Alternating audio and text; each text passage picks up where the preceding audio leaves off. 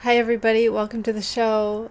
Today is episode 71, and it is April Dye Project. There's actually not that much for Dye Project because we dyed one thing black, but I am also going to go over the finished items from March's Dye Project. So you'll have those if you missed those or if you wanted to see them finished. And I'll also be going, it was a quick dye. They weren't hard. So anyway, today I have finished item, whips, some squishy mail.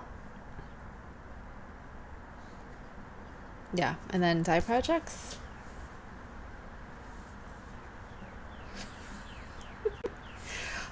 One small problem. I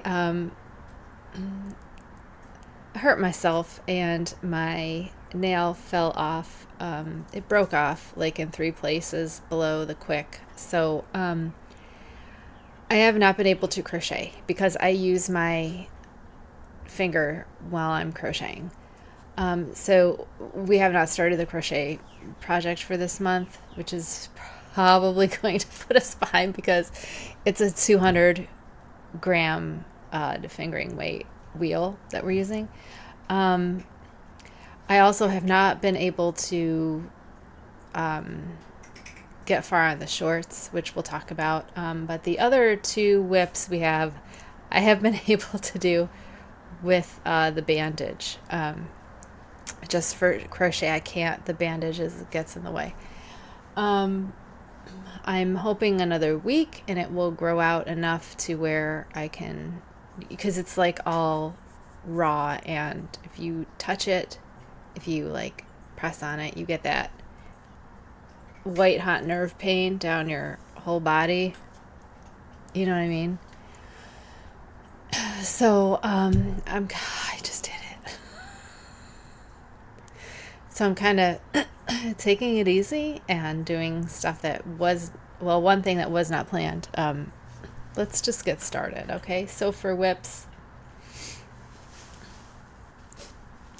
I'm going to start with the shorts because they are our main project this month.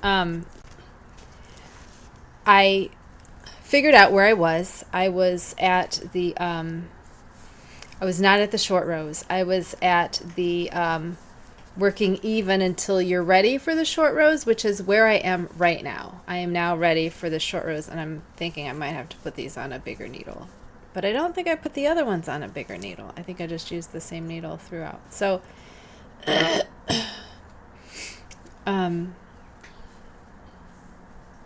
we are ready to start the short rows now.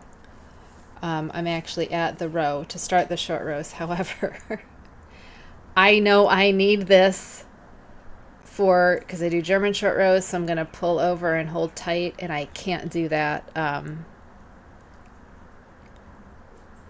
with this on my finger. So this is also put on hold until my finger heals enough to where I can.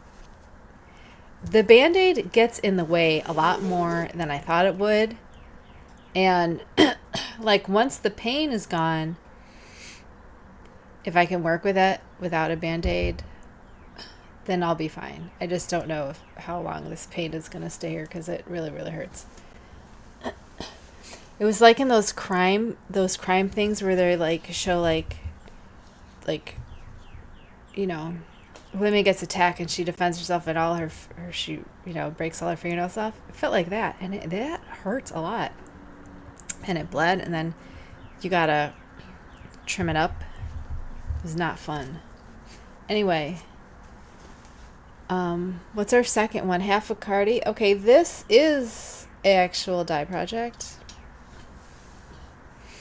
So Half-a-Cardi, which is kind of strange because I made a dye swatch. My dye swatch is the other end of this cake. So I made a dye swatch, and it came out exactly. Okay, I made my last, not dye swatch, a gauge swatch. So my last gauge swatch for when we did this last time in sport I went down to a 3.5 millimeter needle and got gauge. And this time on DK, I went up to a 4 millimeter needle and got gauge. It doesn't make any sense, right? Whatever. I'm just going with it. So we've got gauge. Everything's going along. I did switch the increases like I did last time, where instead of make ones, I did a KFB on both sides of the raglan marker. Just because I prefer the look of that. It's nothing else other than I prefer the look of a KFB as a raglan. And I prefer the look of it as an increase, just kind of in general, because it gives you like a slip stitch almost. If you pair them up together. Not if you're just doing one, then I don't like to do them because I find them too not stretchy enough. They're not stretchy enough, but in this case, I'd rather have the look of it, because I don't think a make one is any stretchier, to be honest. So this is all we've done. We've done the garter. Are you going to be able to see the garter? The garter. What do you call that?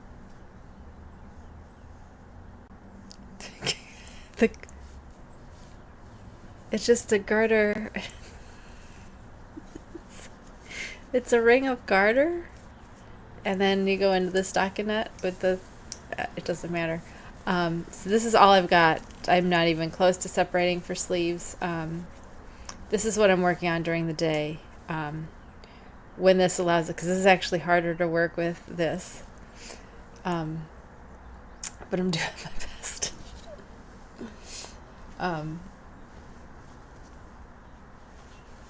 So we'll talk about that yarn in a minute. The other whip I am doing is another one of these, but I'm doing, okay.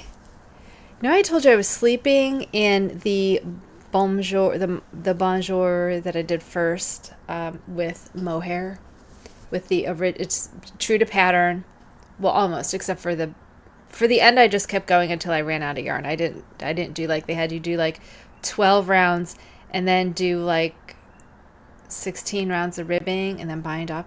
And I didn't do that. I kept going because I had so much yarn left over. I kept going after the last increase. I just did the last increase round.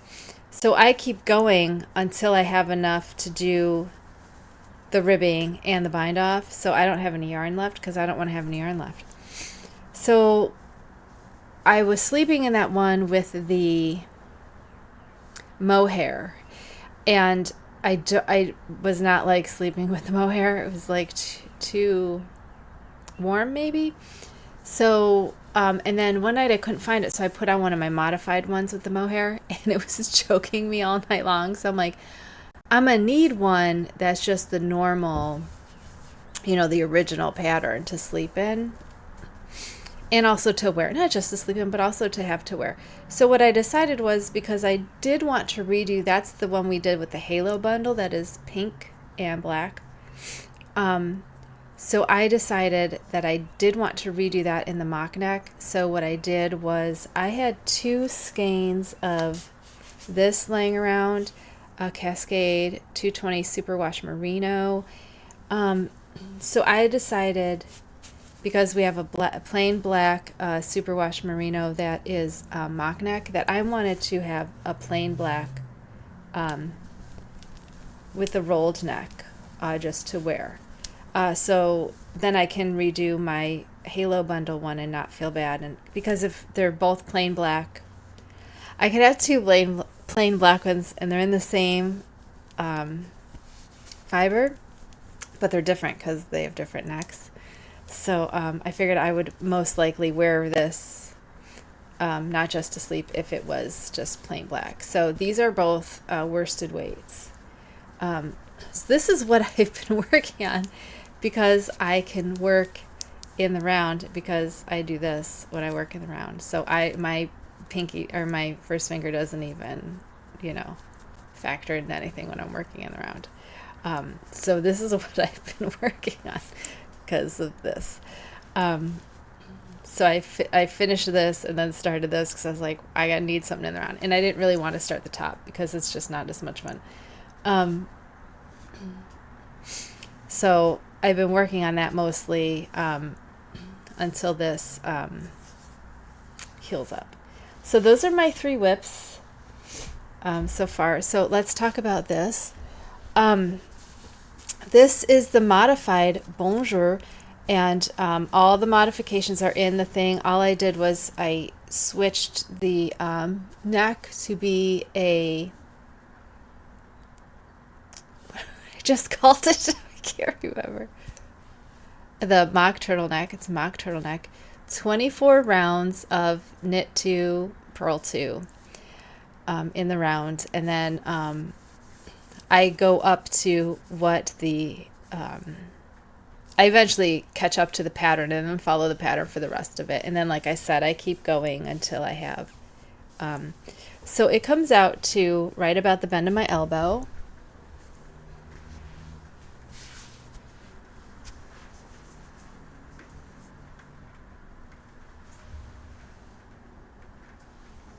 And what I love about this is it's really warm on my neck. It's really warm on the back of my neck. The only thing that's really cold are my arms, which if we had some arm warmers, that would be great. So I am loving this. This is the Knitology from, this was a Knitcrate. Brooklyn Boy Knits Knitology worsted 100% superwash merino wool. And like I said before, I'll use superwash on things that go over, but I don't like to use superwash on anything that has to be form-fitting on my body. So I wasn't going to use this as a top. That Cascade superwash merino I bought for top, and then I was like, I'm not going to use it for top because it's superwash. I won't use superwash for top. So I didn't have anything to do with that anyway, and I was like, oh, let's just make the original. Then I have 2 that are basically the same. This was Dye Project last month. These were the purple. These were coordinating, but they didn't match. One was 2 shades of blue, and one was blue, purple, and gray. And I dyed them...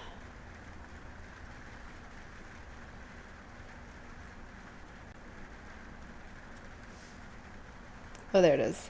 I dyed them at 5% depth of shade with Dharma's True Black. So because it's 2 100 grams, that was 10 grams of Dharma's True Black. And that went in cold, that was cold vat.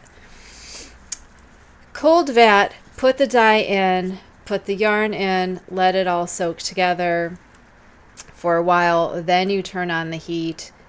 And when you reach the temperature, then I put in the acid, and then that gives you a solid. That's what I do when I over dye typically. If I want a solid over dye, that's what I do to get a solid black. And there are some little bits of blue and purple poking out, not enough to bother me. If it gets to any point where it did bother me, I would just take a fingertip sprayer and put some, like 1% or whatever, it doesn't really matter, and like spray on it, and then just steam this whole thing. So that's what you can do if you over dye and you miss some spots and it's not enough to warrant putting it back in the dye pot. If you had a lot of them, I would put it back in the dye pot, but if like I have like maybe like half a dozen spots where I'm like, oh, there's some blue, like there's blue right there and blue right there. This is really a lint catcher, but I absolutely love these. This is just, I get on a kick, don't I, when I find something I really like. I just make a million. Okay, so we'll finish Dye Project since we're kind of already there. Okay, so for the Half-a-Cardi, which I already showed you, which is this month's dye project, I did 3 skeins of DK. I don't know if you can even see. It's just black. I'm trying to find where I said this. Okay, three 100-gram skeins. I did 4% Dharma's True Black because they were bare, so I do 4% on bare. I typically do 4% on bare or 3 if I am not wanting full coverage. 4 if I'm wanting full coverage, and then I typically do 5% if I'm over dyeing. You could also do 4% if you're over dyeing if you don't want full coverage, or do 3%. I mean, I've done like 1% just to see what would happen. So you could, if you're over dyeing it black anyway, I would mess around and see what results you get so you know, because you might like something. You might like something that, because you kind of get resist without meaning to get resist, like without having to plan resist, which is kind of fun. Anyway, so 3 100-gram skeins at 4% Dharma's True Black. That's 12 grams. I did them all in the same pot. I did cool vat like I just explained to you. I got them up to 180. Put the acid in. I use citric acid. I take them out of the pot because I use a big stock pot. So when I put the acid in, I take them out and put them in a bowl, and then I put the acid in and I stir the acid around, and then I put them back in, just because I don't want the acid to strike somewhere first where it's going and maybe mess up with the coverage, because I got pretty even coverage. I didn't see any spots that were undyed in here. So sometimes with a 3%, I might see some resist at the figure 8 ties, and I didn't see any this time. And I was very I went in and loosened up the figure 8 ties before I put them in the pot. I made sure everything was, was okay. And one thing I love, this is Wool to Die For base, and one thing I love about them is they have like different colored things on their different bases. So it's like, if you accidentally don't know which one you have, you could usually tell by what thing is, and I really appreciate that. Okay, so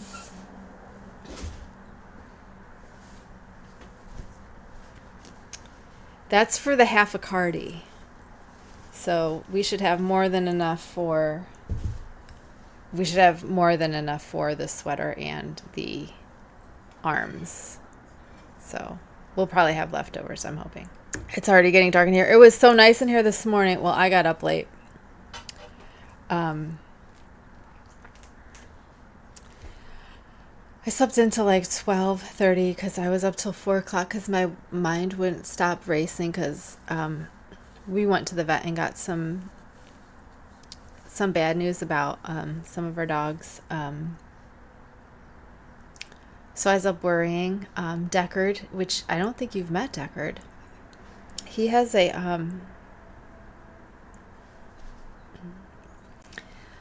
tumor on his leg that might be a mast cell tumor, and he's getting it removed on Monday, and then they're sending it out to be biopsied. So we'll know sometime, hopefully this time next week. I'll know in a week if he if it's nothing or if it's something, so I'm worried about that.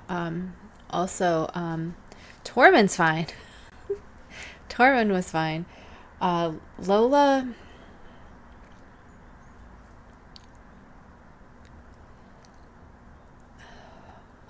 is showing signs of cognitive decline,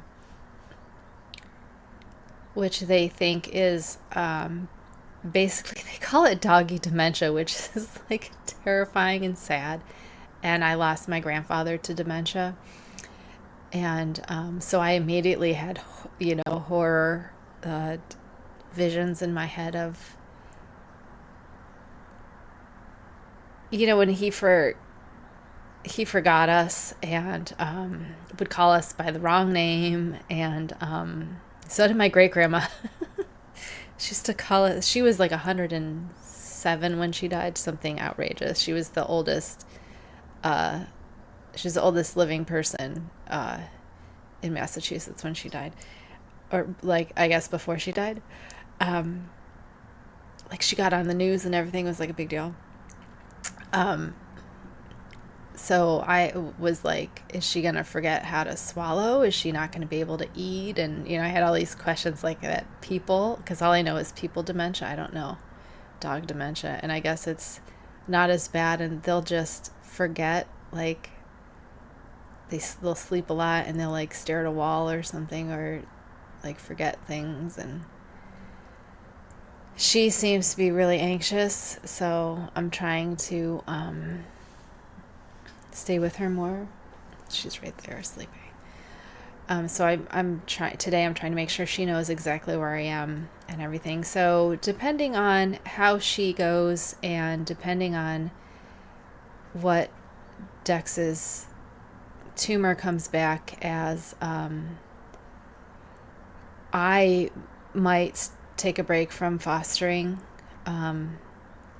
so I can, give them the attention they need and everything. So Buddy might be our last foster for a while, because the fosters are with me and Lola so much of the time, and if Lola's having problems or if she's scared and she needs me, I don't want her to be annoyed by there's another dog that I have to care for. You know what I mean? I think it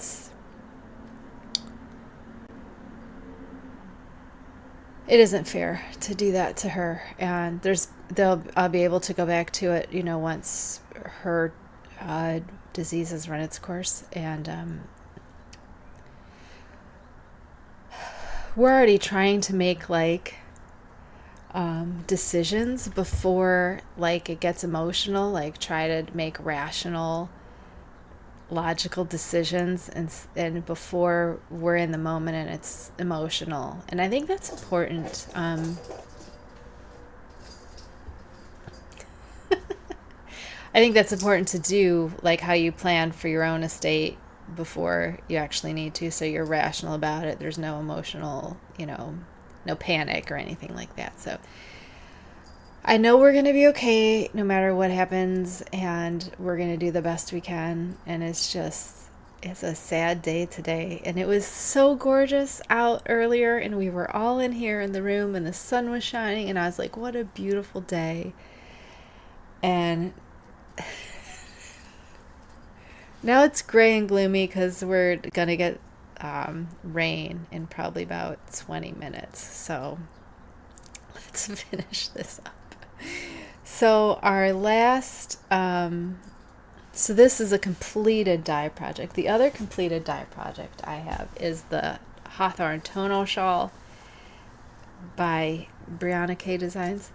And I went over this last episode, but because it was a dye project, I want to go over it again. So this is yarn that we originally dyed in October for a shawlography, if you remember. I did this beautiful teal. The teal is 1 part black and 2 parts Caribbean blue. It's raining. We didn't get that 20 minutes. We got like 8 minutes. So for one skein, 1%, it was 0.33 grams black and 0.66 grams Caribbean blue to make 1%. Now you could go a 0.5%, a 1/4%, you could go 2%, 3%. You can go whatever with that 1 to 2 parts to get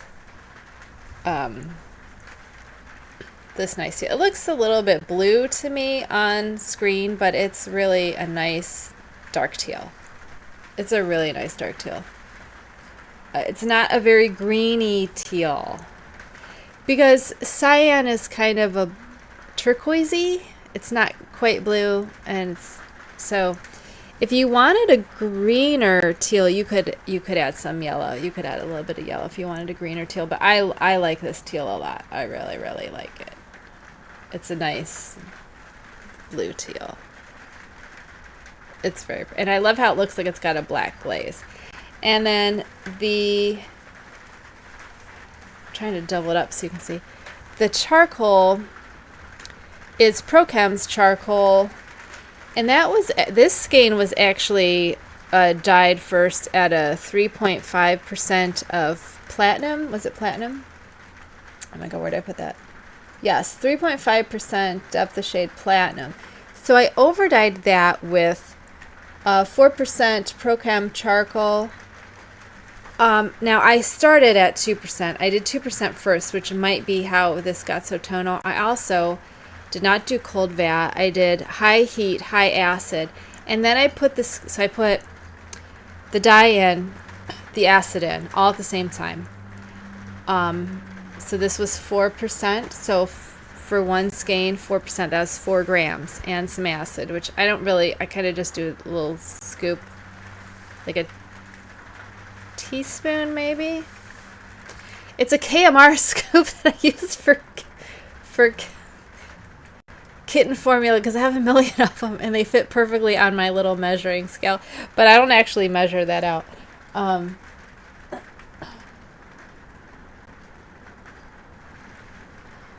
So I have the acid in, the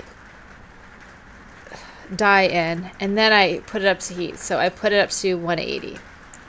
Then I put this one skein in dry. Just put it in dry. I did not pre-soak. I put it in dry, and that's because I wanted it to strike and soak up in certain places before. So when you put a dry skein in, it kind of floats on the water a little bit until you get it down. Now this is superwash, so it went down a little faster. Non-superwash would have needed some help, but I wouldn't have done this on non-superwash because you're not going to get that same effect that way. But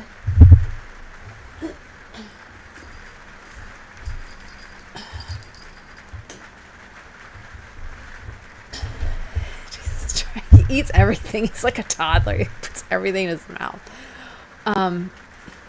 So I would not do the same thing for superwash. I think for non-superwash because I think I'm not an expert in non-superwash, obviously. But that's not how I would do non-superwash. I think you would do that differently for that. Don't listen to me about non-superwash because I don't know yet. But I want to know. So that's how we did this. And like I said before, I have not cut off the ends. I haven't taken pictures yet because this is our weather. So it did turn out a little bit smaller than I thought it would, granted that it has 2 skeins. It's not that it's small, really. It's just I expected bigger. I expected it to be like maybe hers just looks bigger in the pictures. I don't know. I just figured it would be a little bit bigger. I absolutely love the colors. I think they are gorgeous. I think the dye technique use, which is weird because they didn't use the same technique. I did not do this high heat, high acid for the, let me use this finger to point. I did not use high heat, high acid for this. I'm trying to remember how I did this and I don't remember, but I know the black kind of separated from the blue in the pot. So what makes it look tonal is both things. It's the blue, the Caribbean blue, that struck where it wanted to strike, and then the black kind of made like a glaze in some parts. So I'm amazed that we used like 2 different techniques gave us such similar looking dyes, whatever you want to call it. They're both very tonal. They're both very, very tonal.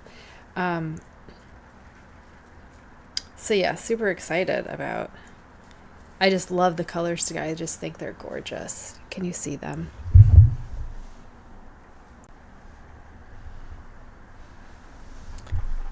I just think they look great. So great. Oh, I have squishy mail for you. I forgot my squishy mail. Okay, so my squishy mail, it got a little colder in here. This is from the blueewe.com.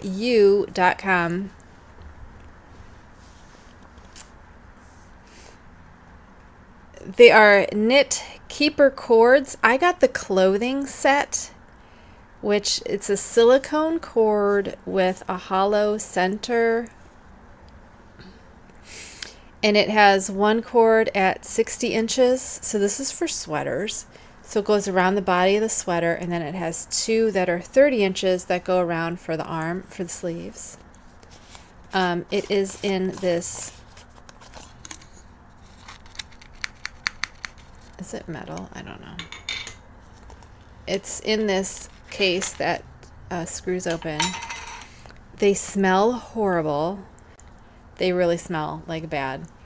I wonder if if I wash them they smell like burning almost. It is not a pleasant smell. But so you have two that are 30 inches, and you put these on the tip of your needle, and it's magic. I don't have a needle. Do I? Of course I have a needle. I got like a freaking million needles. Hold on, let me do this one. No, not that one. Okay, so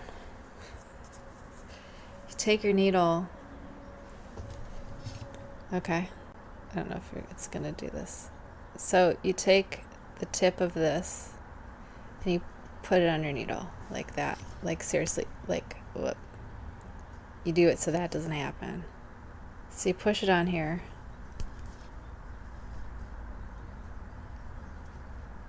Okay, see it. Why is it doing this to me? I've already used this. It worked great. Okay, let's try again.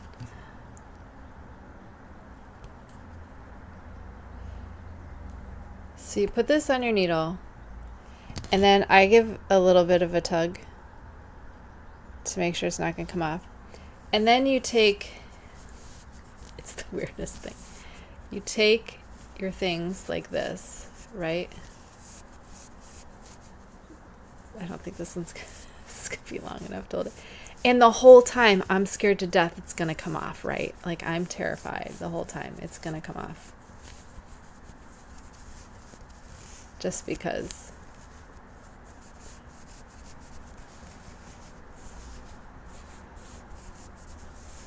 So then you have them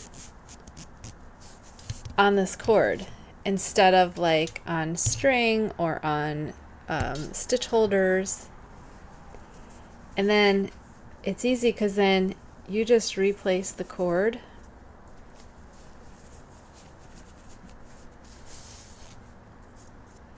You just put the cord back on when you're done, and you put them right back on your needles.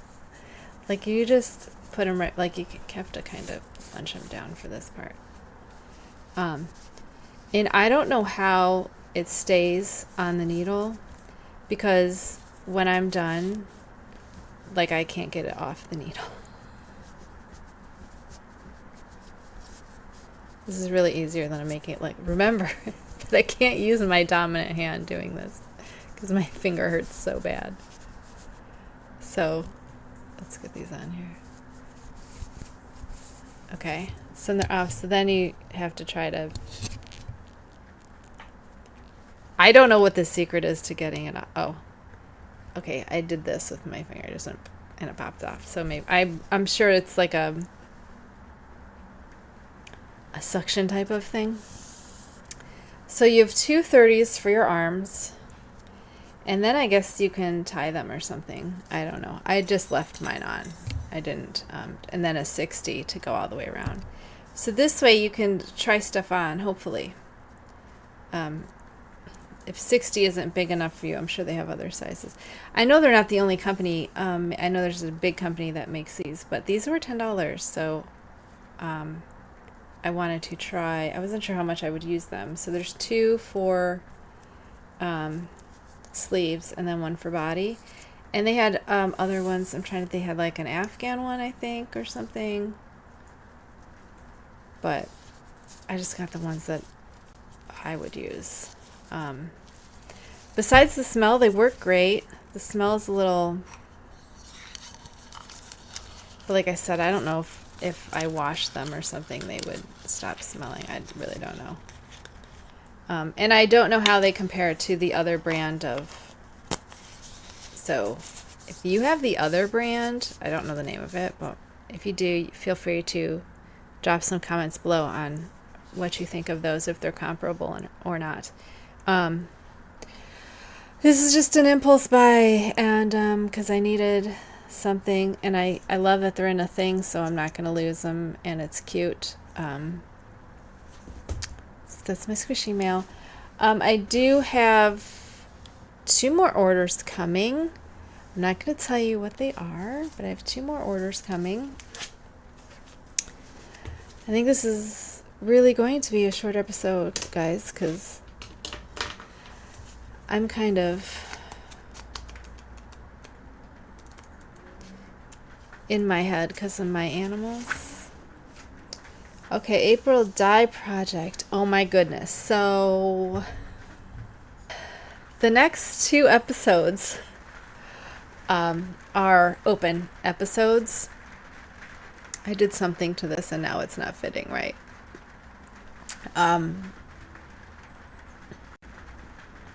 Which is awful because this is the only one I've ever had that I did not have to do anything to it and it fit perfectly, and I don't know what I did.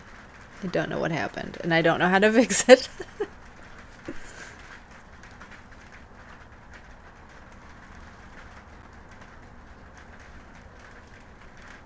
It's really annoying.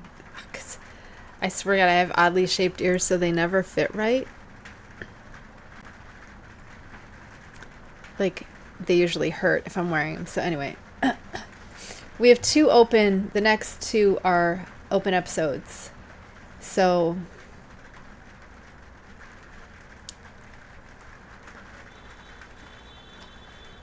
I know going through my stash was an option. I'm not sure if I want to do that or not, just because that takes place in another room, and it's a hard room to set up and get light into, and there's no way I can bring my whole stash out here because it's in a wall. It's in a literal wall and a closet.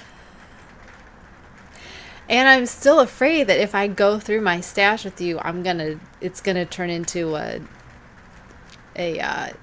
destashing, and I'm gonna be like, I don't want this, and then I don't know what I'm gonna do with all of that, because all of that is higher end, and I don't want to let that go for no money. I don't know.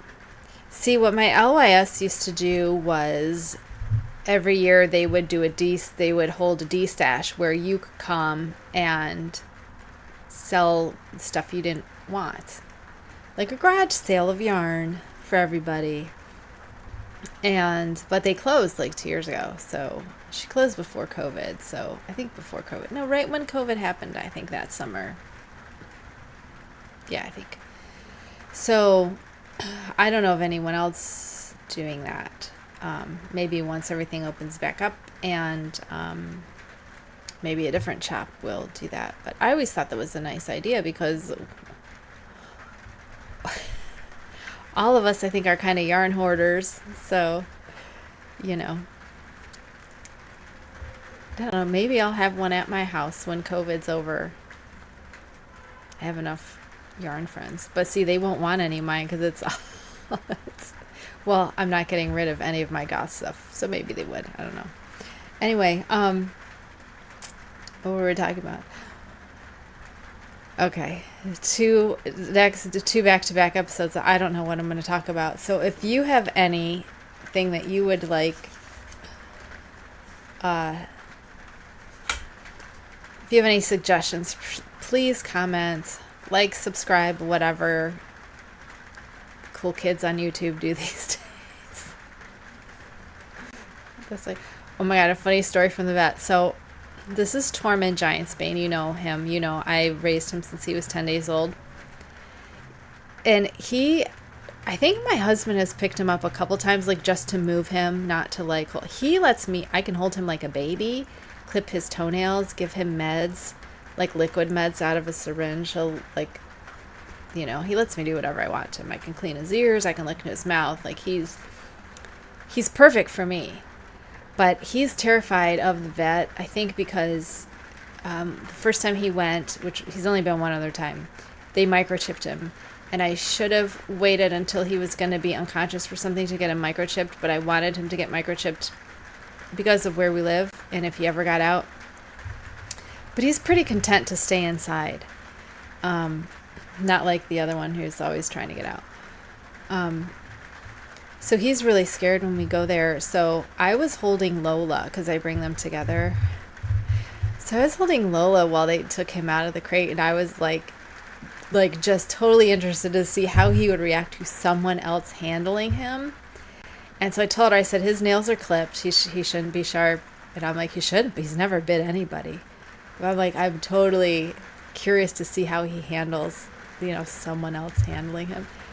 And it was a totally different cat. He like just loafed and was like, didn't want anyone. He let her do what she, you know, look in his ears and look in his eyes and open his mouth and, you know, feel him all around. They do that, what do they call it, palpating or whatever, all around. And then I just gave him 2 shots in his back legs, and he was fine, but he was not the cat that I know that like lets me hold him like a baby and like chirps at me. He was not happy, but I was glad to see that he wasn't like terrible. Like I've heard some stories from my vet tech friends of cats, so I was glad that he was okay.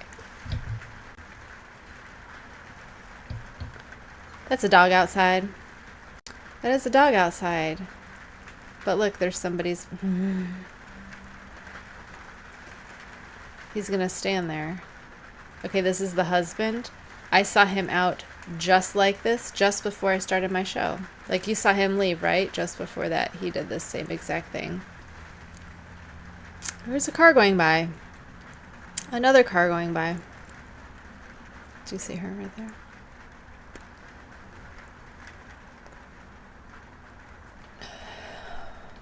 I have seen them since we're doing an update. I've seen them outside, I think 4 times since we last recorded. She's going into the neighbor's yard.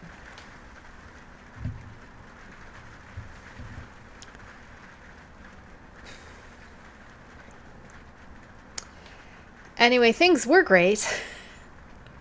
Now they're not great, so. I mean, at least he's outside with her. Oh, look, he's dragging her back in. The other day, he was out there with her, and he was, like, telling her to heel. She doesn't heel. She doesn't heel. She doesn't know how to heel. And he's like, heel, heel. And she's running away from him. And I'm like, the dog does not know what that command means. I hope they're all inside. Yeah, the garage door is going down there inside. So anyway.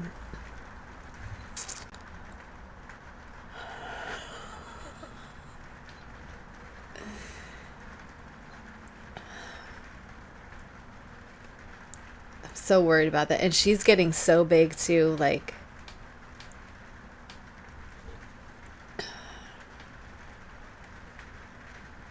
I hate having to get involved, and I don't want to get involved. Do you know what I mean? I do not want to get involved here at all. I really don't want to get involved. I really can't tell you how much I do not want to have to call the police. I really don't. I'm scared to death that those dogs are going to end up hit by a car. All because you can't leash your dogs, which is the law. It's like, I don't understand the thinking, I guess, is my problem. I don't understand why it's so easy. We have leads. We have 3 leads for our dogs and a fence. Like, I understand if you don't have fence. This fence was here when we got here. We put up that fence. like a makeshift fence, so they couldn't get into the front yard. So they could be contained in the back because the front yard, is open for the driveway. So it's not completely fenced in. And then back here is, Casey, chain link fence. I just don't understand why they don't put stakes in their backyard and tie out their dogs in the backyard. That's so easy. I don't know what the problem, I really don't know what is the problem. I don't know. I wish I could talk to them, but they are not nice people. They're not friendly at all. At all. At all. Not like Chuck. Not like my beloved Chuck, who's out earlier. We let the dogs in. He went right back inside. Chuck. I'm going to miss Chuck when we move. Anyway. I don't know what we're going to talk about next week. I don't know what kind of mood I'm going to be in next week, guys, depending on, because like I said, Monday is the surgery, and then I'm hoping by Wednesday morning we'll hear back. It might be longer than that. I don't know. We might not know. So I'm hoping I will still give you an episode, but I might skip. So don't be worried if I skip. Feel free to. If you're worried, you can DM me and make sure I'm okay if you feel the need to. But we're gonna handle whatever happens, and I'm not really worried, which is weird because I'm worried, but I'm not worried. I'm worried for my dogs, but I'm not worried about how. I'm not worried that we're not going to be able to handle whatever has to be handled, because of who my husband is and how he is supportive and strong, and I'm not worried about going through this with him. I think it's kind of weird. I have someone to go through it with. That's kind of weird. Because my family sure can't be bothered. Like when my last two dogs, had to be put down. They had congestive heart failure, and they couldn't breathe anymore. I had to put them down. And my family could not be bothered to come over and check on me or spend time with me or call to see if I was okay or in any way check on me. So I have a partner who is not going to shirk away, and he'll be here to help me. Well, it's his dog too, so I'm sure we'll be able to handle whatever happens. I just hope it's nothing. I'm hoping it's nothing. Anyway, it's starting to rain. We're at 49 minutes, so I think we're pretty close. I don't think I'm going to really shave anything off this, which means whatever came out of my mouth is going to be said. Sorry about that. I don't know what's going to be done next week. Well, my Bonjour will certainly be done. Then I'll probably start the top, to be honest. And the Half-a-Cardi. I'm going to let the shorts and the shawl wait until my finger is not hurting before we do those. So I'll have stuff done because now I'm going to, worry knit for the next week. Anyway, rain's coming down, and I'm actually getting a little hungry, so I'm going to say goodbye. I'll see you next week. I don't know what for yet, so if you're one of my 15 regular viewers and you'd like to throw an idea out, I am all ears. Otherwise, maybe I'll just introduce you to all the dogs. I don't know. Half the thing will be, I guess I could just knit, and we could knit and chat maybe. Maybe knit and chat one would be good. We'll see how everything goes. I don't know. We'll see. Anyway, take care of yourselves. I'll see you next week. Goodbye.